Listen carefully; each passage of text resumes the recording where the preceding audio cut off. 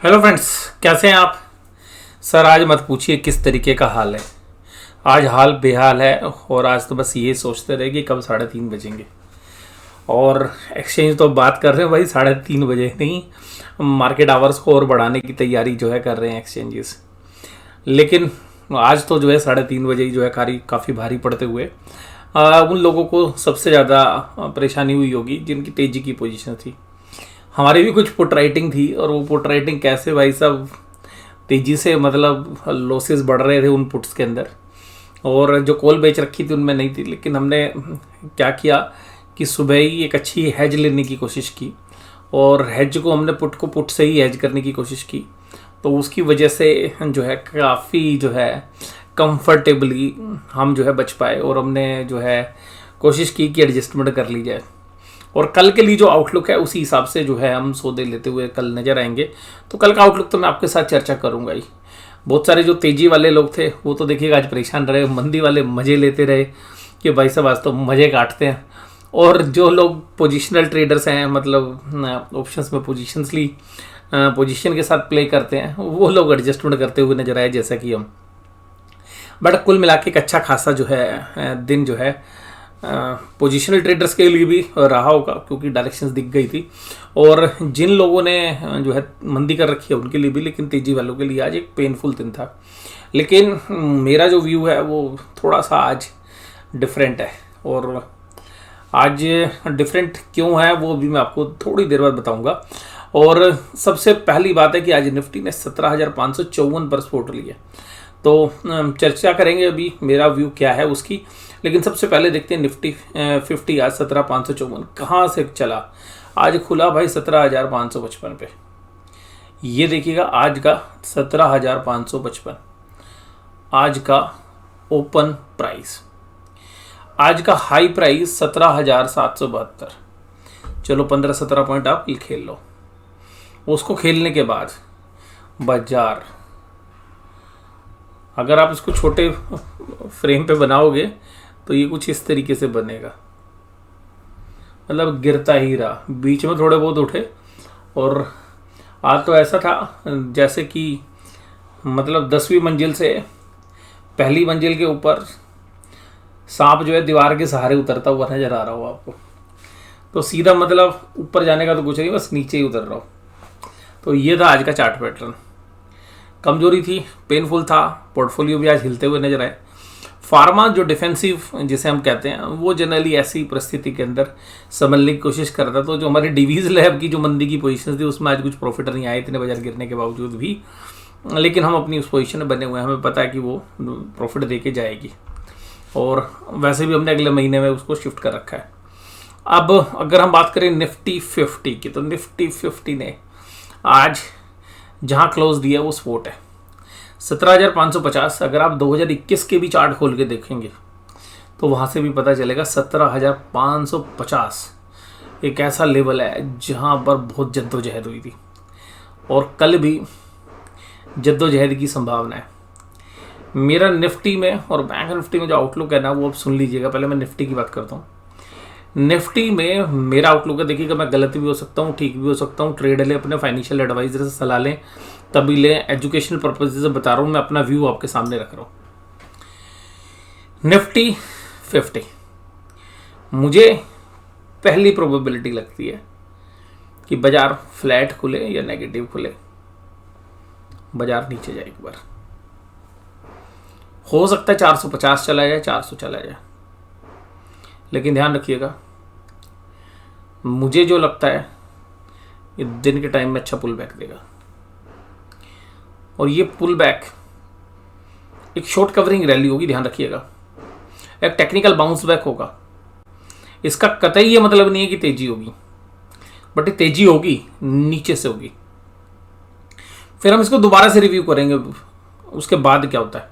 But कल हमें संभावना ये है कि बाजार के अंदर एक बार पेन वाली सिचुएशन होगी। बाजार या तो फ्लैट खुल के नीचे चले जाएंगे, और नीचे चले गए तो ध्यान रखिएगा मंदी नहीं बनानी है, वहीं से बाजार बाउंस करने की पूरी कोशिश करेगा। और आज की जो कैंडल है, मतलब जितनी बड़ी कैंडल है, इस कैंडल का कम से कम 30% कवर करना चाहिए मेरे हिसाब से, यानी कि यहाँ तक। यानी कि बाजार अगर कल 100 पॉइंट गिरता है तो आज जहाँ पर बाजार ने क्लोज दिया 17,554 पे, बाजार 17,600 के ऊपर कम से कम क्लोज होना चाहिए। 600 भी हो सकता है, 650 भी, इवन 700 तक भी जा सकता है। लेकिन नीचे गलती क्या करते हैं ट्रेडर्स को लगता है अब गया नीचे, अब गया नीचे, क्योंकि आज बिल्कुल भी सांस नहीं दिया बाजार ने, एक तरफा टूटता रहा, तो लोगों का कॉन्फिडेंस ही खत्म हो गया। और जितने भी तेजी वाले थे उनके सबके स्टॉप लॉस काट दिए, तेजी वालों को तो मोस्टली स्टॉप लॉस काट गए। और जिनको पोजीशन बनानी थी, मान लीजिए उनको खरीदने का भी और मन करता कि चलो अब नीचे रेट पे आ गए तो भाई तेजी कर लेते हैं, उनमें से आधे लोगों को तो मेंटली तोड़ दिया बाजार ने मेंटली तोड़ दिया क्लोजिंग बेसिस पे। दूसरा, टेक्निकली कमजोर हो गए। लेकिन मुझे पर्सनली ऐसा लगता है कि ये सबको, जो कमजोर दिल वाले लोग होते हैं उनकी पोजीशन काट दिया। जो कहते हैं जी यार मैं एवरेज भी कर लूँ, मेरा मन है, मैं बहुत स्ट्रॉन्ग दिल का आदमी हूँ, मैं यहाँ तेजी कर लूँगा, उसके पैसे खत्म। तो ये करता है बाजार, क्योंकि बाजार ना कभी भी दूसरी मंजिल से नहीं गिराता। बाजार पहले सबसे ऊपर लास्ट मंजिल पे चढ़ाता है और वहाँ से बाजार को गिराता है। और अब की यार तो देखिएगा, मैंने कहा था बाजार नीचे नहीं बेचेगा, पहले देखिए नीचे बेच के फिर देखो बजट के बाद कहाँ तक लेके गए। और भाई उसके बाद देखिए पटक के मारा, यानी कि तेजी वालों को इतना कॉन्फिडेंस दे दिया कि भाई बाजार नहीं गिरेगा, तू बेताज बादशाह है, तेजी वाला हमेशा ठीक होता है। और देखो तेजी वाले को जब काटते हैं ना तो भाई वो इस तरीके से कटता है, 100 सुनार की एक लोहार की।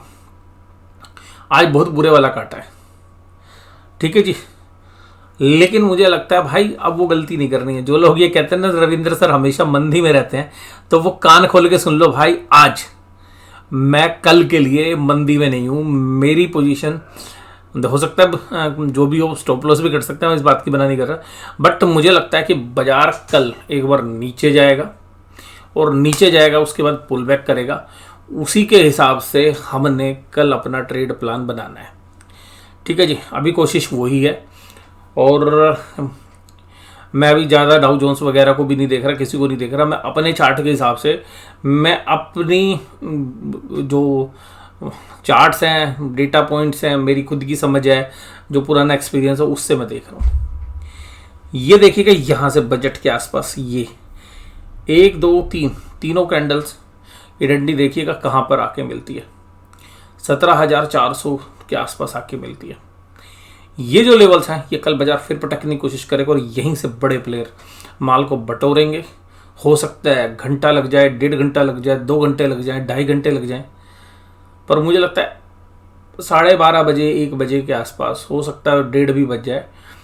उसके बाद बाजार घूमता हुआ अगर नज़र आ जाए आपको, मान लीजिएगा बाजार नीचे से गिर के पुल बैक करने आ जाए, तो भाई बहुत बुरी वाली शॉर्ट कवरिंग काटेगा। तो ये बात ध्यान रखिएगा। और फिर ये जो शॉर्ट कवरिंग होगी ये फिर नीचे से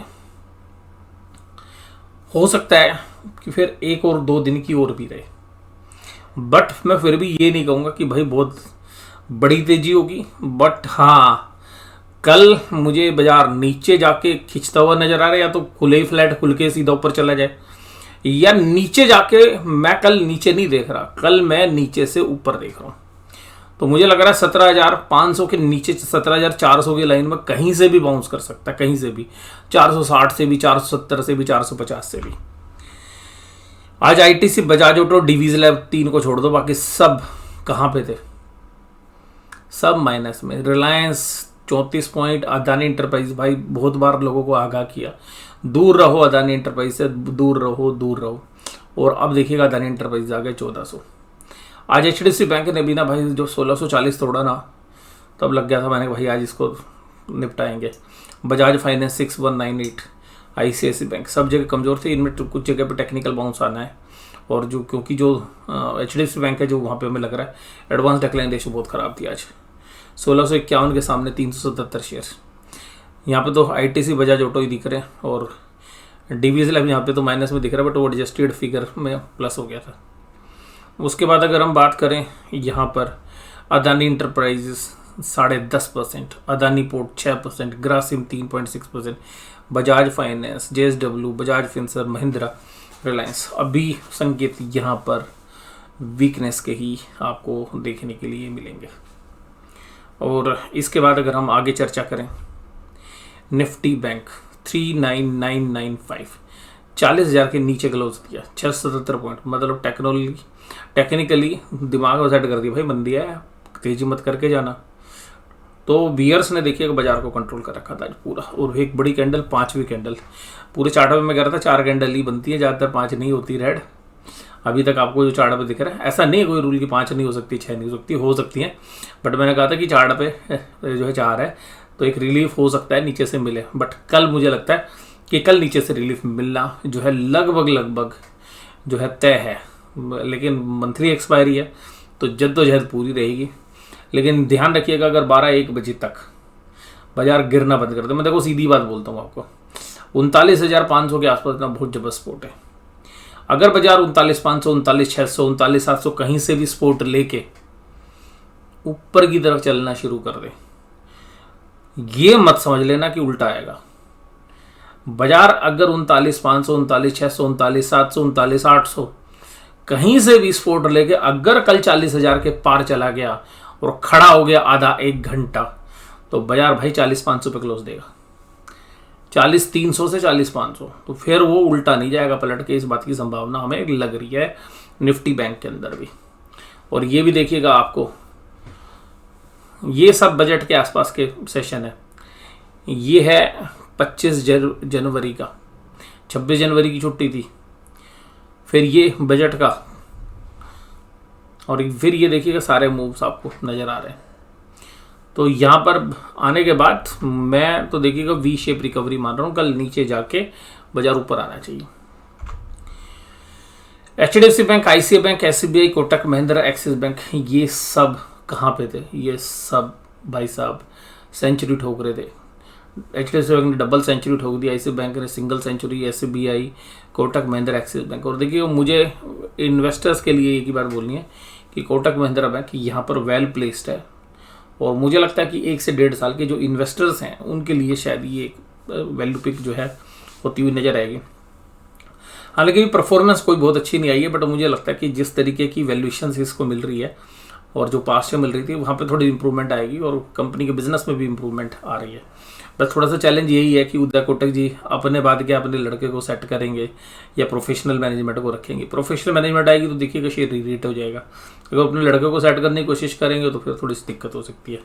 एक्सिस बैंक 833, बट फिर भी वैल्यूएशन वाइज ठीक है। बंधन bank, IndusInd bank, axis, SBI, AU small finance bank सब माइनस में, सब रेड। और सबसे खास बात यह है कि HDFC बैंक हैवी वेट बहुत बड़े वॉल्यूम के साथ नहीं टूटा, ध्यान रखिएगा, ये सबसे बड़ा इंडिकेशन होता है। इसका मतलब इसमें नीचे बाइंग आ जाती है।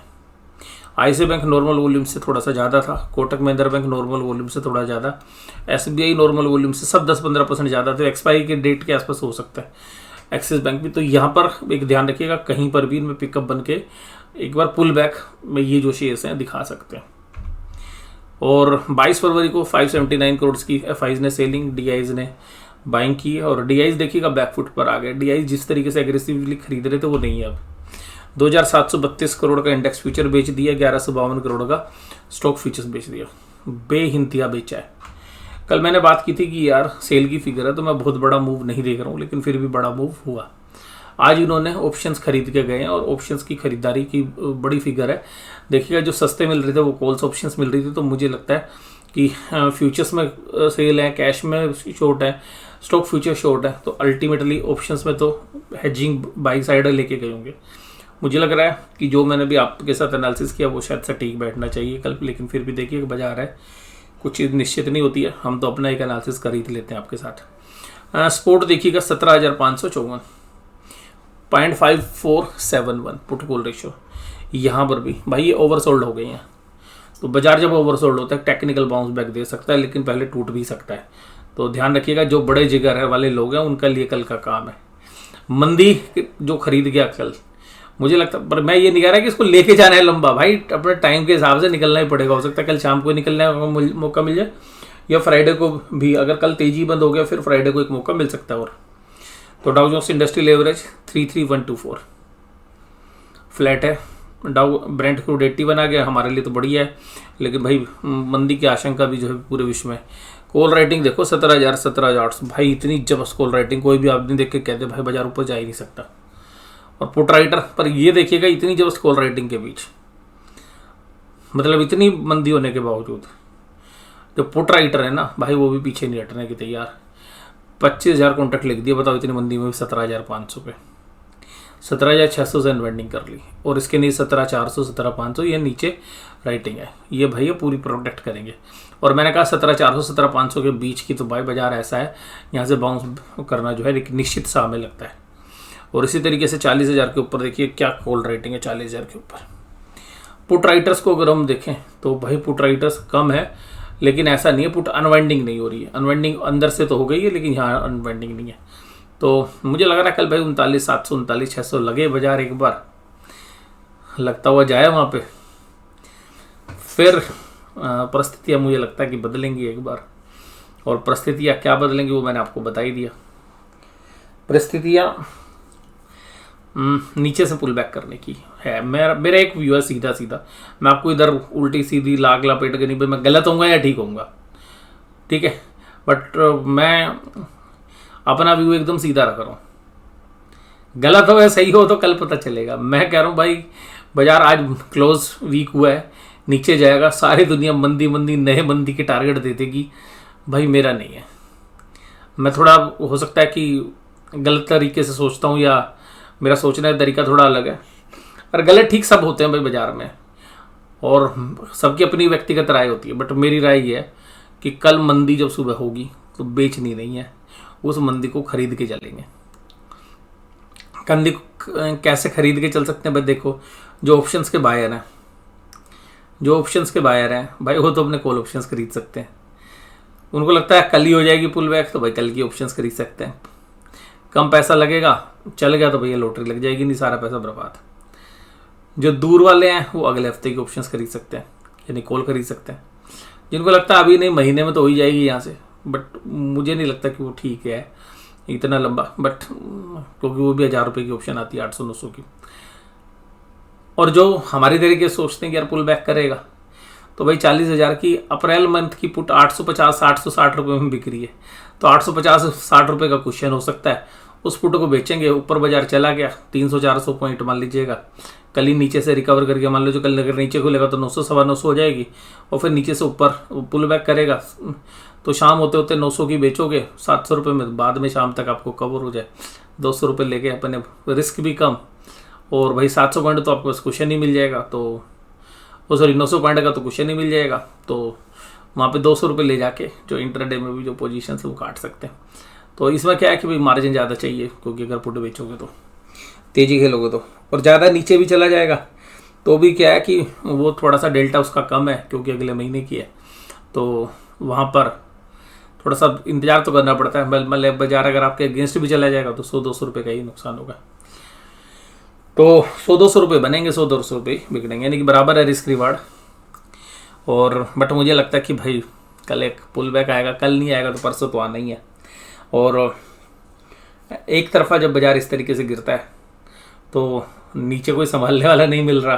आप में से बहुत सारे लोग सोच रहे हैं भाई साहब ये जो बड़े प्लेयर्स हैं जिन्होंने पोजीशन बनाई है, ये अपनी जो मंदी बना रखी है ना उसको काटेंगे भी तो सही। अगर उसको अगले महीने रोल ओवर नहीं करेंगे, ये बंदी मुझे नहीं लग रहा अगले महीने रोल ओवर होगी। अगर रोल ओवर नहीं होगी तो क्या होगा, दोपहर के बाद शॉर्ट कवरिंग आनी चाहिए, ये मेरा आउटलुक है।